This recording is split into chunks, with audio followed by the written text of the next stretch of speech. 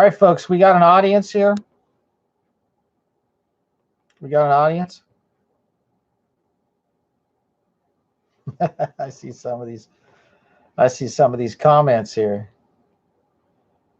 Wow, guys, nice comments.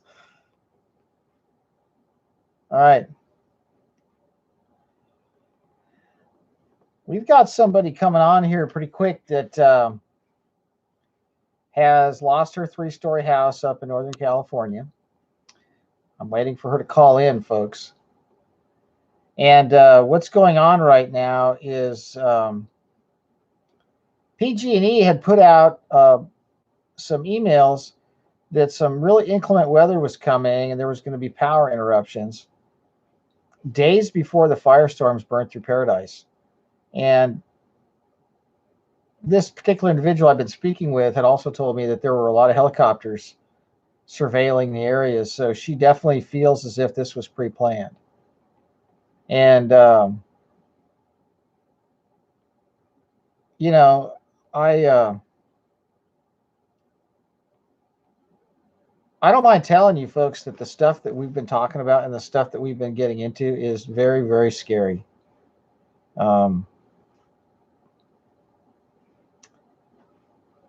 We got a situation on our hands where we are at the mercy of very scary people.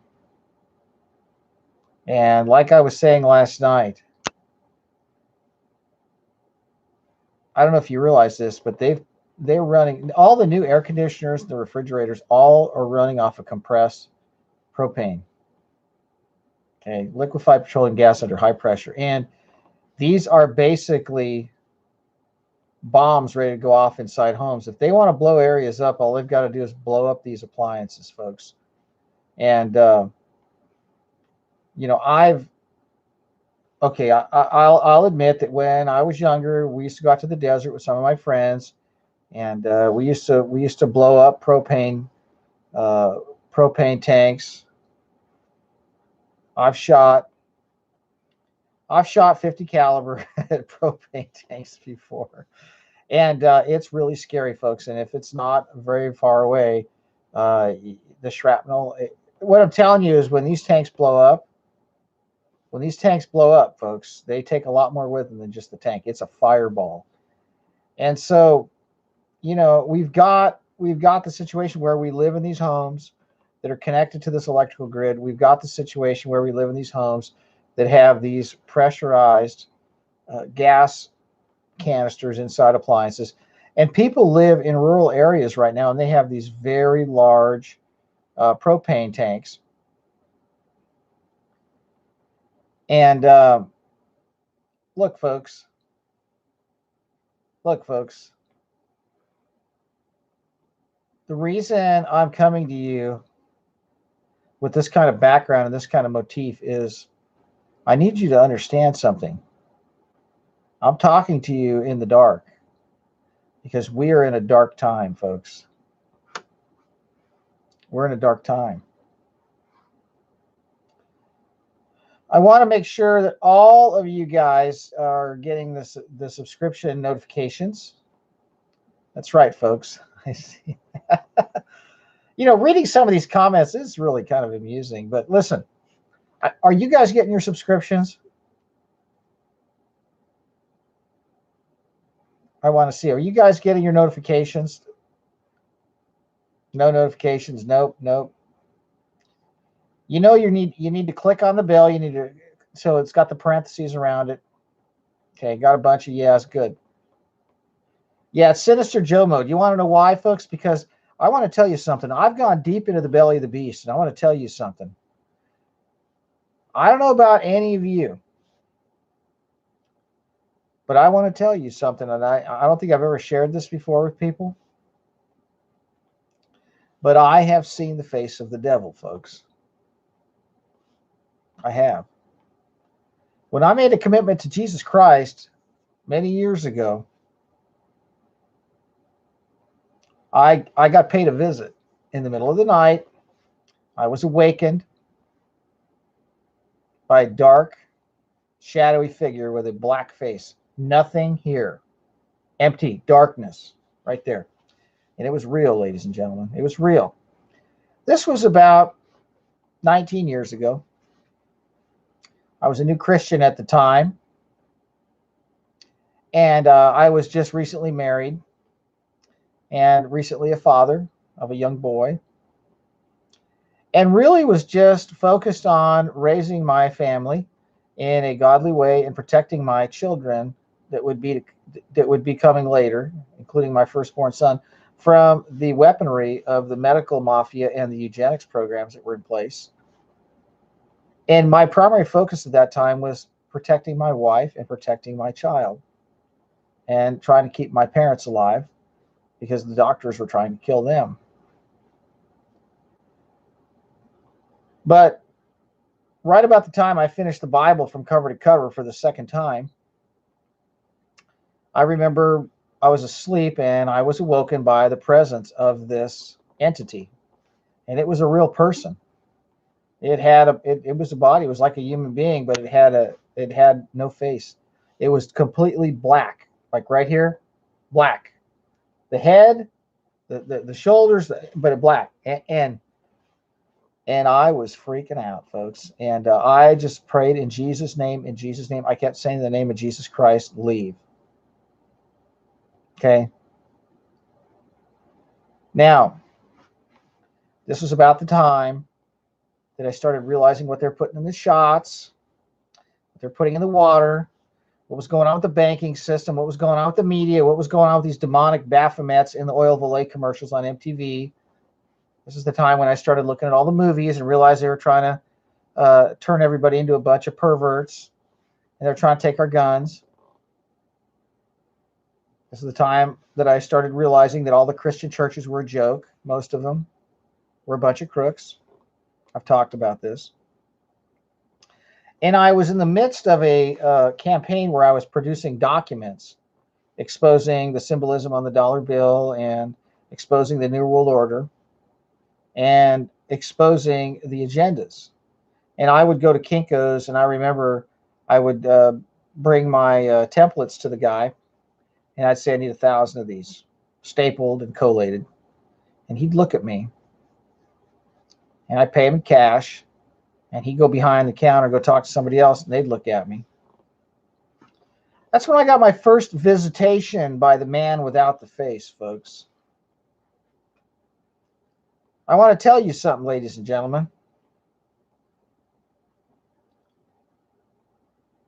He is no match for us, and greater is he that is in us than is in the world, ladies and gentlemen.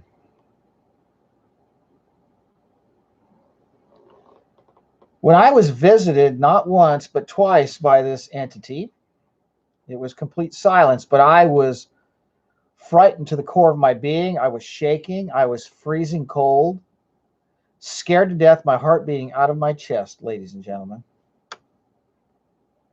But he vanished when I named the name over and over of Jesus Christ. The name above all names, ladies and gentlemen. And although those that seek to do us harm have great wealth and great power on this earth, they're nothing. They are nothing compared to the one who holds the keys to death and hell, ladies and gentlemen.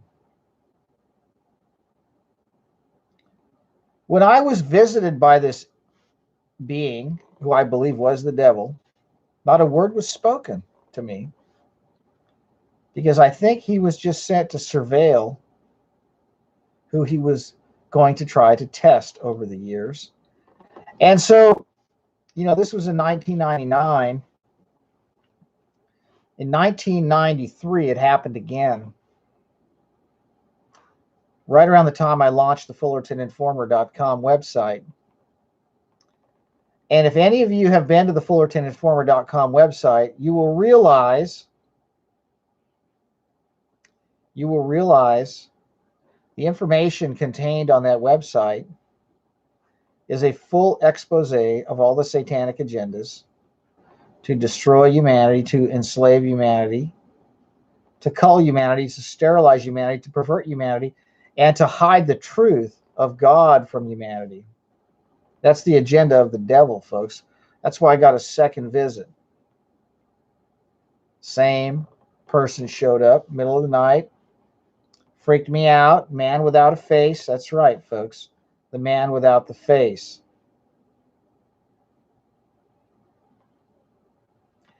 And the reason, ladies and gentlemen, that I come to you this way tonight is because I have revealed to you that he not only has visited me, but he lives in a lot of these churches, ladies and gentlemen. He lives in a lot of these government buildings, and he visits his friends in these places. See, he wasn't welcome in my house, and he knew that the name of Jesus Christ means get the hell out of here. Get out of here. Because that is the only word that shall fell him. Any other word has no effect on him, but the name Yeshua HaMashiach, Jesus, the devil can't stand that name. That is the name above all names. Jesus would not bow the knee to Satan, nor shall we. Now, they may find ways to trick us into bringing weapons into our homes that they can turn on and turn off at will. They may be able to do these things, folks. But guess what? We don't have to bring in the weapons. You see, the electromagnetic Ouija board called the television set, all we got to do is shut it off and disconnect it. All we got to do is stop watching the movies they put out. Do I need to go through the storyline of some of these movies, ladies and gentlemen? Do I need to go through the script? Do I need to go through what they're trying to do to us with these movies? Do I? Do I need to tell you about the abject filth and the vile satanic, pedophilic, occultic, Masonic, Luciferian, Illuminati, Kabbalistic rituals that are embedded in a lot of the Hollywood blockbusters that go back decades? I can if you want. But tonight I want to talk about the fires. And I want to talk about what's going on with the fires, folks. They're being set. People are being murdered. There's hundreds of people that are dead. They're talking about 40 people being dead. Let me see if we can get my guest. See if I can get her back on.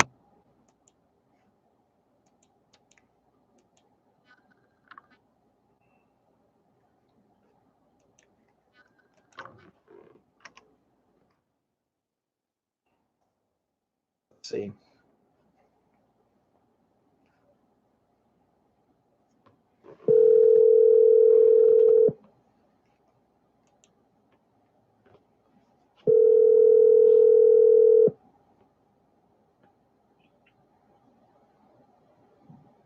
Hello? Okay, we're live. Okay, great. So you're on the air. There's probably about 400 people listening right now. Can everybody hear her? Go ahead and speak up. Okay, hi, can you hear me? Are you getting a good Okay, yeah, we got confirmation. Okay, good. All right, Good. so I want to introduce my guest. We've got somebody that's been burned out of paradise. Is that right? Yes. Tell us what you saw in the days and in the week before this all happened. Tell the audience what went down up there. Well, okay. Thank you for having me on your channel tonight, Joe. You're welcome. Okay, and hello to everyone.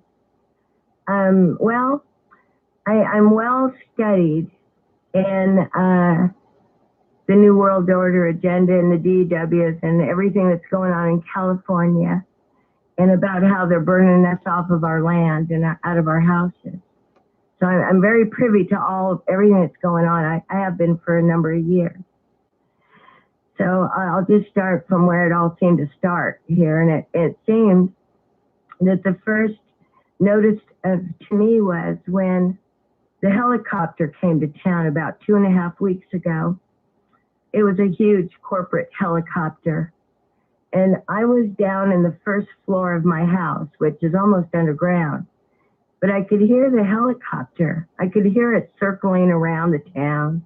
It was very loud because it was a huge corporate copter. So I wasn't paying any attention to it, but it got my attention when I realized it was circling over my house. So I went upstairs and watched it just fly around, and I was playing the cat and mouse. I didn't want it to see me. I was just very curious as to why it was circling my home and my property.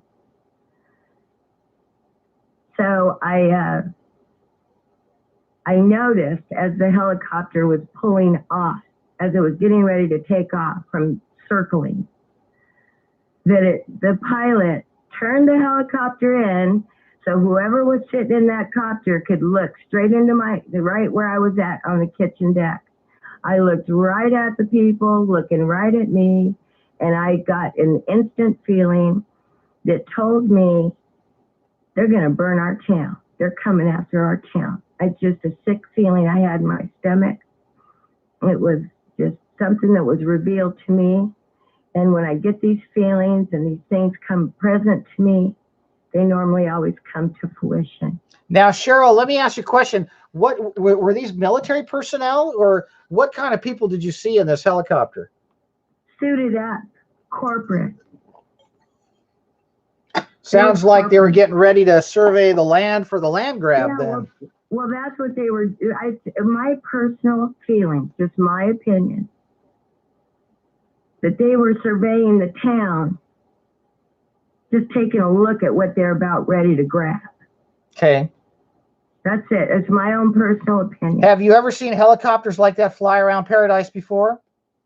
Well, they fly over the town to go, on their flight path, sure. But they don't come in and circle our town like that. Wow. In 12 years, I've been a resident 12 years. They've never circled like that. They were flying low and looking at the properties. They were looking at the land. Just like any purchaser of a large piece of land would rent or lease a helicopter for a day to go survey the land they were purchasing. That's the feeling I got. So on the morning, can I get to the morning, Joe?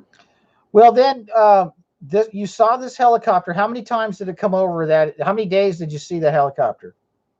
Just the one day. Okay. And that was about a week before? It was about 2.5 weeks ago. 2.5 weeks ago. It was about 2 weeks ago, 2.5 weeks ago before the fire. And so days, tell us about what you noticed there a week before the fire. Anything out of the ordinary? No, I didn't notice anything out of the ordinary because I don't go out. I don't leave the house a lot because my house was kind of a city within a city, Everything I do was in the home, the recording studio, the music, the business, everything I do was in the home. So I never have to leave very often. And so up a couple days before this began, tell me what seemed odd to you. Did you receive emails or phone calls or text messages? Okay. Now you're going, okay. Oh, so you're going to go there, huh? Okay, yeah. So basically, okay, now this was either, I want to say it was Sunday night, and I want to say it was started Sunday night because I almost remember the feeling of going, oh no, it's going to be one of those weeks, So basically Sunday night, or it was either Sunday night or Monday during the day. It was one of those two times when I got the first phone call. And the phone call I got was, and they were calling sometimes, Joe, I'd get the call twice a day and sometimes once a day, but it started certainly on Monday. For certain, it was Monday was the first phone call, and the emails. So the emails and the calls started coming in on Monday. So every day, like Monday, Tuesday, and Wednesday, we would receive an email. And I sent you a copy of it, didn't I? Yes. From PG&E. I Yep. think you showed it on it. Okay. So they sent us this email telling us that, whatever it was it said in the email, that we were going to be experiencing shortage or turn off the Power outage. It was a planned outage Yeah. in anticipation of a high fire danger event.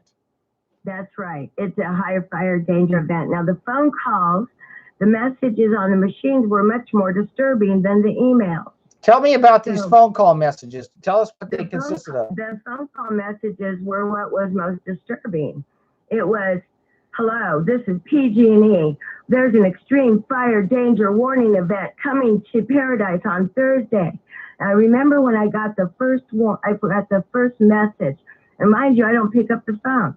I usually just let people leave messages. Anybody calling in leaves a message, I get back to them. So with them, I would never pick up the phone, but I'd listen to the whole message. So I remember the first message I got, I was like, wait a minute. How is it? You're telling me on Monday that I'm going to have an extreme fire event on Thursday? You understand, Joe, what I'm saying? You know what I'm saying. Absolutely. So I'm like, great. They're going to hit us. So instantly I get the visual of the helicopter. I'm like, wow, okay. So this is whatever. So the first message came in on Monday. I was going to say it was Monday. It might have been Sunday. And can I stop you there real quick? How was the sky looking? Was there any chemtrail activity leading up to this this event? I mean, did the weather seem normal? Did it seem out of the ordinary? No, it dirty as could be. I mean, I had videotaped it. Mind you, I've been cataloging. They've kept us under a deep, deep fog. I mean, mind you, I've been up all in the business of these chemtrails for 4 years. So I've got tons of footage, tons of pictures. And what they do to us in the North California is absolutely, there's no words for it. You can't find a word for it. It doesn't do it justice. So they were constantly spraying this the week before these fires up there? Stop spraying us, Joe. We might have had if we were lucky, 12 days of a little bit of sunlight the whole summer. So do you think possibly they were dumping some maybe smart dust or some accelerant particles up there on that whole area? Well, I'll tell you, they have certain drops. Like different times they drop different things, right? So I know that. I mean, you can look at our cars. You can go out and look at your car and see what they're dropping, right? Yeah, I do see different types of things on the windshields in the morning. Yeah, but what I want to cover real quick, because I think this is really important. Everybody kind of should know this.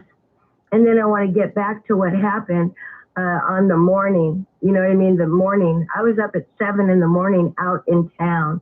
So there's a lot to be told about me going out in town at 7:30, 7 in the morning. But I want to say something real quick. And now I'm going to say that this was probably 4 weeks ago. And I was sitting out on my kitchen deck. Just sitting out there. It was a morning, Saturday morning, all night. And a big wind came up. A huge wind just blew. It just came out of nowhere. And all of a sudden, we got all these particles swirling around. All of a sudden, it was like a dusty wind, a dirty wind. And I sat there going, well, I just leaf blowed. I just cleaned the windows. I turned around and looked at my sliding glass door window and saw that the whole sliding glass door window was covered what looked to be snow-like particles, right? Wow. So I looked real closely at the window. I'm like, what is this? What is this? And then I started seeing Magellan worms, the Magellan worms. I started seeing them. So I went and got my camera, right? I said, this is an opportunity. I went and got my Canon camera and I recorded these things. There was about 7 of them that were attached to my window, my sliding glass door window. And really 20 minutes as I'm recording each one of them, because what they look like is worms, right? They look like worms and they're active, meaning that when they attach themselves to the glass and at the part where they attach themselves, it looked like a really tiny little suction cup. And I've got it recorded. I'll send you the video, okay? Very good. Yeah, I'm going to send you the video because this is recent, Joe. This just happened a month ago. So this is a couple weeks before these fires. You had a couple weeks before the you had a fires, huge blast of wind out of nowhere, and massive amount of dust that appeared to be like snow particles, and snow. then It looked like snow. And this was this during a cloudy day, a clear day, or? Well, it was probably just there's no clear days up in Northern California, Joe. So I wish I could tell you there. So you're under they keep us pretty heavily sprayed. You're being heavily sprayed, and there's a damp kind of a gray hanging over everything. And so this wind came out of nowhere. How long did this gust of wind blow for? The gust of wind blew for about 7 minutes. Have you ever seen anything like this before, just out of nowhere, or wind? It's not normal because gust of wind, if there's wind that pops up, it'll usually hang around for a while. Usually that's how I remember wind to be, but the wind just came up real quick. It blew a whole bunch of stuff in. I know it had to be our whole town. I know it just wasn't our house, my house, Okay. So as I was recording these Morgellon worms, these things, you put your finger up to them, and they're very sensitive. What they want to do is attach onto a human body. That's very clear to me, because when you put your finger up to them, they go to leech onto you. They're sensitive to the electromagnetic properties of the human body. The body's electromagnetic, and they run on they're piezoelectric compounds that run on our energy. So is it possible that the town was prepped with an accelerant in this fashion? Does it seem like quite possibly you were dosed with a whole bunch of stuff at once? I do know that as most of us do now, we know that we've been under a system of chemical spraying. But I think what's happened is in the last 10 years, they're doubling down, meaning we don't get to have clear skies anymore. I don't know anywhere in the country, because I know people all across this country, and I'm usually talking with people in 10 or 12 states every day. So I always talk about the weather and find out what's going on in their weather. And nobody's really getting not much any clear skies. And of course, in California, the metals, aluminums, barium, strontiums, and the mold spores, everything that they're putting in the chemical concoction is an accelerant for the fire. It accelerates. It's like putting gasoline on a fire. So I also noticed, Joe, that every time there's like Mother's Day, Father's Day, Easter, some sort of a 3-day holiday, or events where people are outdoors, that's when they spray the heaviest. Yeah, I seem to agree with you on that, because those are the days I think that people are the most preoccupied with their goings-ons inside their houses, and they really double down on the days when people watch a lot of TV and spend time inside. So you were, a couple weeks out in front of this event. You had this bizarre wind that blew a bunch of stuff around. What else happened after that seemed odd? Did you have any precipitation at all after that? Any rain whatsoever? Any fog? Any moisture? No, but again, we know that there was the water stream current that could have come in, but they're holding it out, right? Yeah. Oh yeah. Yep. We know that there's a big frontal system that's the size of the state that was stalled offshore, by this big dome of high pressure that's been erected and kept in place by ground-based electromagnetic sources, whether they be phased array radar systems or Doppler systems. They're definitely the microwave weather warfare keeping the rain away. So anyway, they got these guys in the helicopter just getting the lay of the land going, before the... getting the lay of the land is what they were doing. Sizing up what they're going to make a killing on for pennies on the dollar. They were sizing it up, is right, Joe. That's exactly what so we get this bizarre gust, possibly a plume of something to just dust the landscape. And then PG&E starts sending these cryptic calls out. Yeah, the calls sometimes came in twice a day, and that kind of, that's when it kind of annoyed me. I'm like, you know what, they like it, so the calls were coming in sometimes once a day because they started coming in on Monday, so it was Monday, Tuesday, and Wednesday, and of course Thursday we had the event. So they were, Joe, it's pretty simple on its face. They're calling us, and the machine's sending emails to us, letting us know they're coming. Hey, we're coming, and it's just kind of like, you're going to have a big event on Thursday. Get ready for it. Prepare your family, get your preparation. In the voicemail message was like, make your preparations, get your fire plan in place, get your family organized. They're just saying like, get ready, we're coming. Pretty much, that's what I was hearing.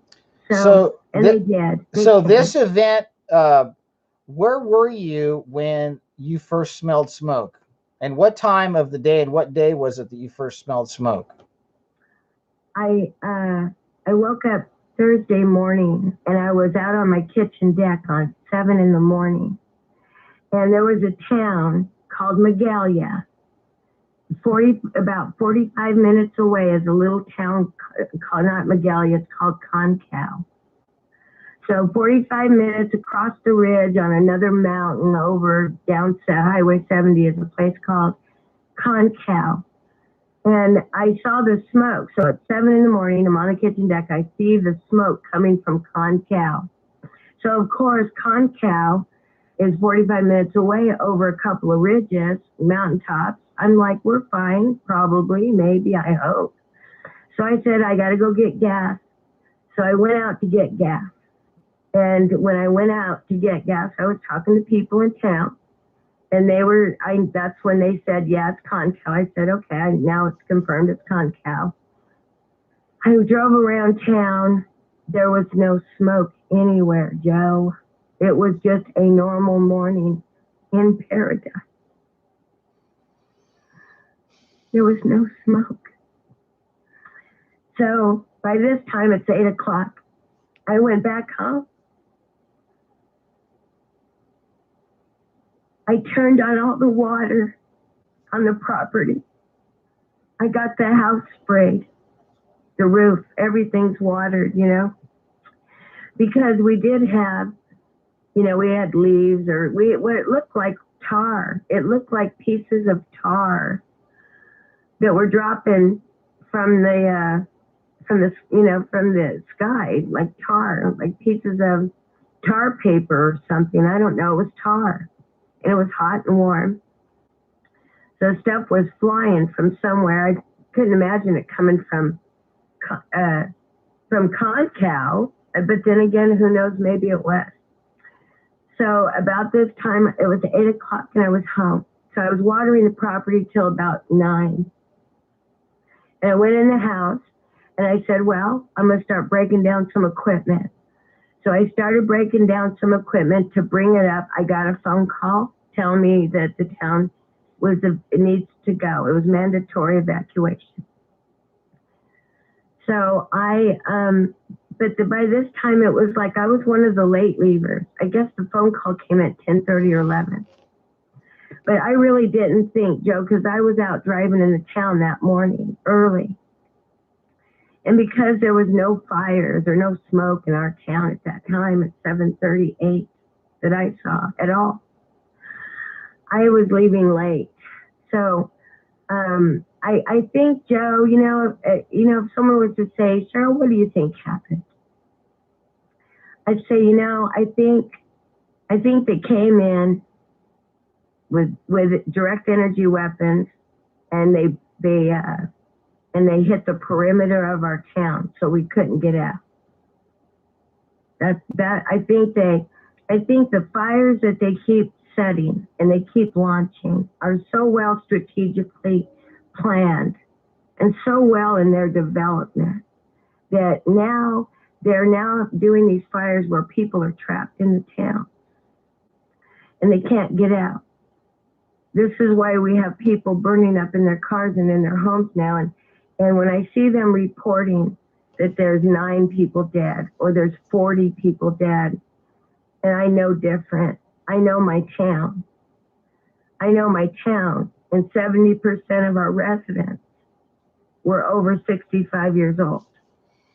They were elderly. They were people that many of them were sick, disabled, elderly people, retired. They were retired people who probably, so I don't know if we're ever going to really know what the true death count was there, the mortality of that fire, what happened. I don't know if we're ever going to know. I'll say that one of the guys that was going through town, I don't know if he worked for CAL FIRE or if he was a sheriff or what truck he was in. I don't know. There were two guys in a truck and one guy was taking video. And it's a video on YouTube, Joe. And the other guy, the passenger, told his friend that was driving, he said, hey, you better not record that stuff. Big Brother's watching. So I'll tell you that those transformers, you know, the cable boxes that are up on the telephone line? Yep. Those were on fire, buddy. They were on fire. We had along the main street of Paradise, which is Skyway and Clark, lined all the telephone poles and the electrical lines and stuff. You know those black boxes, Joe, where they run all the phone lines and the cable? Yeah. In those black boxes, those were on fire. That's what the guy was recording. So those are junction boxes for the fiber optic backbone for the 5G and the cable companies. And then the transformers were on fire and the black junction boxes were on fire. Yeah, they're all short circuited. So it sounds like they energized it sounds like they literally energized the electrical infrastructure. Yeah, they're you know, I don't know that I do have a YouTuber guy I follow who has it all worked out. So maybe I'll send you that link because he understands the full nature of why these boxes and this technology instruments are exploding and catching fire. And we also know that the smart meters also explode. We know this too, that they catch fire. The smart meters. Well, there's a lot of technology that's on people's homes. Yes, I agree. Towns I agree. That's not stable because I don't even think they're up to the par to handle this kind of technology. I think they're trying to force too much down the pipe too quick. So did you see, where were you when you got the evacuation orders? You're still driving around town, or you got the evacuation orders when you got to your house? Well, you know, I didn't even know about the fire at all in our town until about, I think it was 10:30, and that was a family friend that called, but so I was one of the late ones going out, right? So at one point, I guess people were evacuating out at like 9:30, 9 o'clock, 9:30, 10. I mean, fires were, you know, Paradise is a ridge top, and we're on a ridge, and on both sides of us are two deep canyons. So Paradise is surrounded by canyons. So what they do is they start the fires in the canyons. And in the daytime, the fire comes uphill to the ridge. And this fire, it seemed to me, the way when I was driving out, because, you know, I had eagle eyes when I was driving out. When I finally did get out and start leaving, I was watching and looking for everything to make note of everything, because I knew what was happening. It seemed to me like they, Joe, I just think we got hit really bad, man, with DWs in the canyon and at the perimeter of our town. Yeah, they just probably laser cut, you know, a circle around the ridge top, and they energized the electrical grid to make sure that they had the impetus to make sure that they had this go off without a hitch. And then they timed it perfectly with the weather event. Yeah, and Joe, the wind on that day was sporadic. It would pop up in certain areas real big and real fast, and in areas it wasn't. So what I think, gosh, what was I going to mention? There was something I was going to hit on that was really, really kind of important, but it just kind of slipped my mind. You can imagine, yeah, I'm going through a lot of stuff right now, but gosh darn it, it was really important. But whatever, I'll just send you an email. Maybe you can tell the folks on your channel another day. Real quick, this goes out to Blue Raven USA. My email is joeimbriano777@gmail.com. I'm going to spell that. Write this down, Blue Raven, because I'd like to have Virginia on. I've got it. I'm looking at the comments here, and Virginia. I've just remembered what it was, and I do want to mention it. Okay. Go right ahead, please. What happened in Santa Rosa was a lot of people who had boots on the ground during the fire at Santa Rosa, and the wine country was on fire. It was veterans, ex-military, and police guys who lived in that area, who actually were on foot escaping out the back way, and who were taking photographs of those trees burning inside out. Remember? That was the most amazing phenomenon. And when you start talking about things like that, and you start talking about these transformers, igniting, I think about the GWIN towers, and I think about the ground wave emergency network broadcast systems that actually conduct massive amounts of electrical current through the earth itself, and these Tesla technologies that are in existence, that are in, they're actually buildings, I believe, and towers that can literally run millions of volts right through the bedrock and under homes and energize anything that has the potential to absorb and to step up or down voltage. And that's why you have, these junction boxes and these transformers, they'll pick up the current, and it'll just smoke all the oil in there. Are some of the telephone poles and the transformers, were they the round ones, the round ones that look like small trash cans? Were they round, or they're square? No, they're square boxes. They look like gun cases. Okay, those are the newer ones. Yeah. Okay. Like a 9mm gun case, but a big one.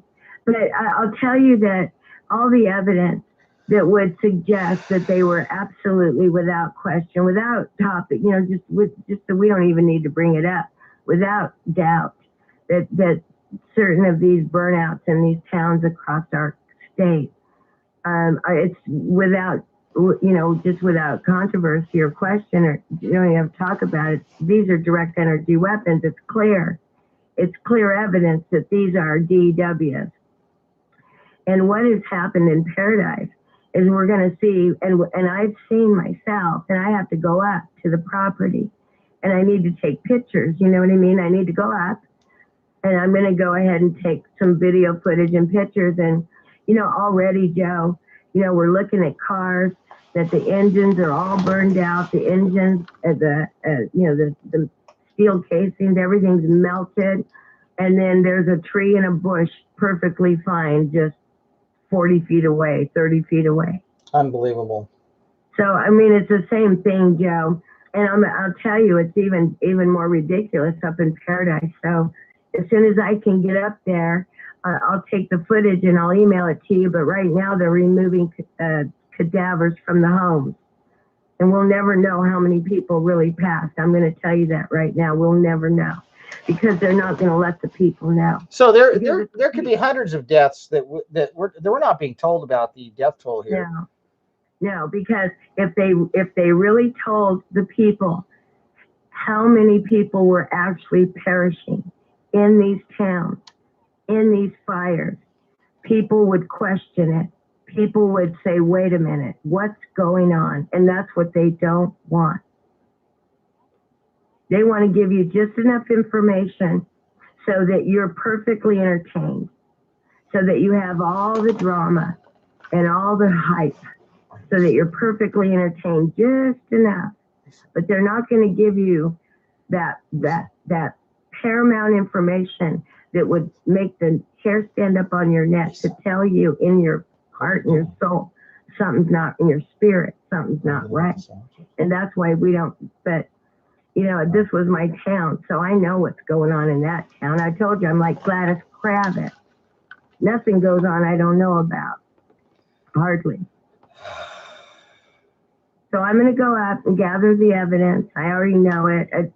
At this point, you know what? At this point, we know it's DW. I don't need to get no evidence, but I am going to get footage and some video footage just because I need to, and I need to share it.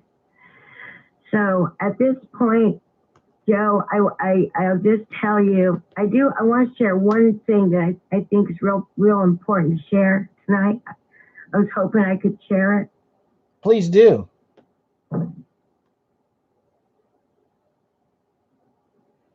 We are in a very special time right now in this earth age. This time right now requires all Americans to put everything down and to stand up and put what's important front and center. Our people are under attack. War has been waged on us. We're not getting any help from anybody. It will be left for us, Americans, to help each other, to take this country where it needs to be once again. It will be the American woman. It is the mother. It is the wife. It's the auntie. It's the cousin. It's the woman who will secure America once again. I am going to tell you, Joe, I'm going to be out on my channels very shortly. And I'm putting a call out for the women of this country to step up, that we all garner together, gather together, and with the grace and the blessing of God, which I know He's with us, He's going to help us get our country under control again. But it has to be His daughters. Even if you don't know the Father, it doesn't matter. You're still His daughter. And He needs you to step up and help secure this country and to keep it from self-destructing, which it's doing. I will tell you this, folks. When I left Paradise, I was one of the last few leaving. I'm not one of the last few, but when I left, I was one of the late leavers. When my town was on fire, and I could see that we were going into a fire tunnel, you know, where it's the mountains, so there's fire everywhere. And you folks saw the videos of what we were driving through. When I was going through, it was a full fire tunnel because I was a late leaver. I figured this was it for me. You know, Joe, I said, well, this is it. So I instantly started singing songs to the Father. I write songs for our Father for the kingdom. So I started singing those songs to Him. I wasn't scared. I was calm. I was fine. But I realized that I felt like the windows were going to break, you know, because all we could see, that it was pitch black. You're driving through fire and embers. If you folks can imagine driving through fire and embers, and you can't see anything other than what the trees are lighting up, being on fire. I said to myself, if this thing's going to take my life, I want to connect with it. I want to touch it. If it's going to take me, I want to connect to it. I rolled the window down. I put my hands out the window. Should have burnt my hand the minute I put it out. And it wasn't no more, Joe. And you're a son of God. You're going to understand this. And those of you who are sons and daughters of the Father will know this. I put my hand out the window and He said, well, it was 72 degrees. It felt like 72 degrees. And then the Father told me, he said, I have you in a bubble. I have you all in a bubble. I'm going to get you all down. Just keep singing. Wow. And that's what I wanted to share with you. He's with us. Yes, he He's is. with us. And if you don't have a spirit of fear, he's even more with you. Yeah, no fear. There's no fear when you have the joy of the Lord. There's no fear. You know, we have power and dominion, my brother, to reign. Power and dominion has been given to us by the bloodshed of Christ to reign and rule against everything on this earth. I couldn't agree with that statement more. We've been told that the gates of hell will not prevail against his church, and we are his body.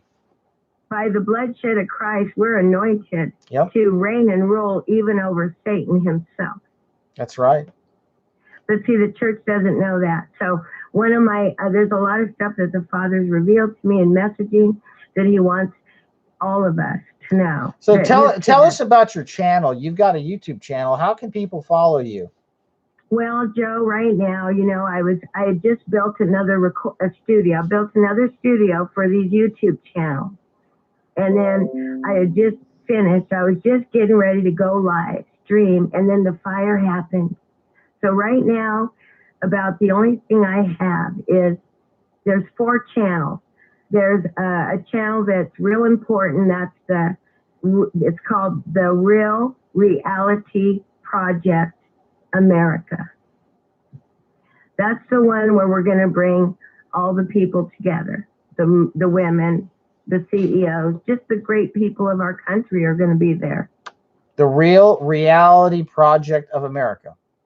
Yeah, it's just the Real Reality Project America. And what are the other channels you have so people can subscribe and follow you? Yeah, the other channel, and this is going to be my main channel too, along with the Real Reality Project America, is a Bible study ministry where we, you know, it's called Transforming in the Word of God. Transforming in the Word of God. Okay. Yes, and then there's the natural healing,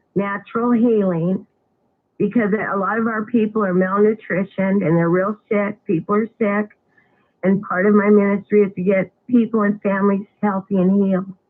So I have another channel called Natural Healing with Cheryl Kirby.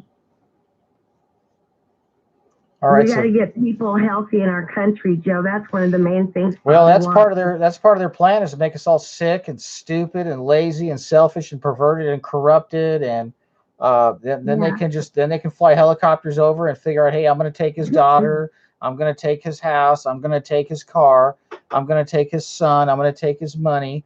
But you know what they can't take, ladies and gentlemen? They can't take our souls. They can try a lot of things, folks, but they can't have those. Those are bought and paid for. And those are irrevocable trusts. So, all right, Cheryl, I want to thank you for coming on tonight and sharing this harrowing experience that you've been through. And please tell me you had insurance on your house. Like a big dog. Okay. Yeah, I was very heavily insured. Good. Yeah. Good. So, and to be honest with you, Father's moving me anyway. You know, the deal is no more mega houses and no more mega stuff. I'm gonna have a chair, a dining room table, and a regular little house and a bed. So you were living in a 3-story home, is that correct? Yes, I had what was a landmark up in Paradise. I had one of the most beautiful homes and properties in Paradise. I had the creek going through my land. It was just amazing. You know, it was amazing because I was looking at property up there about 6 months ago, and some of the houses up there about $750,000 for, something with some land, and were you on a well up there? No well. Just septic and municipal water. But that's it's beautiful up there, but you are vulnerable, and we're vulnerable everywhere, whether you're in the big city, in the little city, and that's why we need the Lord. So Cheryl, I want to thank you for tuning in, And You too. keep in touch with me. And Yeah, I want to say one thing real quick to everybody. You know, look, everybody, look. This whole system, it requires and it feeds off of our fear. It feeds off of our fear, off of our confusion. It feeds off of our bewilderment and not knowing what to do. Well, I'm going to tell you, do the opposite. I think the most important thing that you can do for yourself and your family in this time is to live well. Be really happy. We got this thing, folks. We're going to get this thing. They're not going to be successful. I feel it strongly. It's been revealed to me. If I can just get the women together, if I can get the daughters together, if you guys can get your women over to my YouTube channel, The Real Reality Project America, get me the women, and we'll take it from there. And you men will join us. You men will join us. well, we won't have a choice. I mean, if if somebody takes all the women away from us, we're going to have to follow you. That's just the way it works. Well, it's the women that are the most dangerous, powerful force. Oh, they can be if they're on fire. Absolutely. All right, Cheryl, we're up against the clock here. It's an hour, so I try to keep this under an hour. I want to thank you for coming on, and to all of you out there, that remember to hit up her channels, and I'll post links to it in the. It's time to roll, guys. Yep. I can only tell you, it's no more time for talking. It's time for action. Time for action. That's right. Okay. All right. Hey, Cheryl, thanks for calling in, and God bless you. And you take care. Yeah, he does. I'm well taken care of. Believe me, I am. You know, in any event, I am very well protected. Well, you hang in there and keep it. I'm with the Father. Keep me posted on the goings on up there, okay? Okay, thanks. All right, Cheryl. God bless. Everybody. All right, bye-bye. All right, folks. So, yeah, it's not looking good up there, ladies and gentlemen. And they really put the screws to those people up there. You know, there's so much going on, and there's so much we could talk about. And there's so many things that we need to stay focused on, folks. And Cheryl is absolutely right. And we need to stay away from a spirit of fear. We need to work together and get through this, and realize that what lies ahead is a lot of uncertainty, but we'll get through it. And ladies, I would like you to really, really, really go over to her YouTube channel and subscribe and get in touch with her and get in prayer with her. She's a godly woman. She had a beautiful home, making beautiful music, and you know, she's just a really neat lady. And they set that place up, and they murdered people up there, folks, and they're not going to get away with it. And they're not going to burn us out of our houses and take our homes and our children away from us. That's their plan, and we got to call them out on this. I don't care how many pictures of burning forests and burning houses they put on CNN or the mind control channels.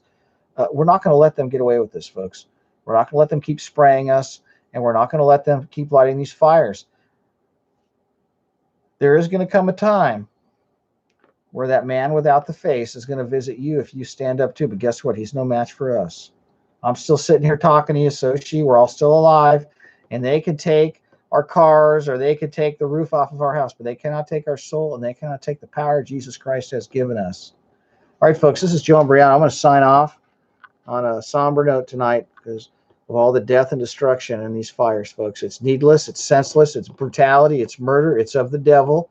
And I pray in Jesus' name, in the name of Yeshua HaMashiach, that it will come to an end, and this will all be brought to nothing. Amen.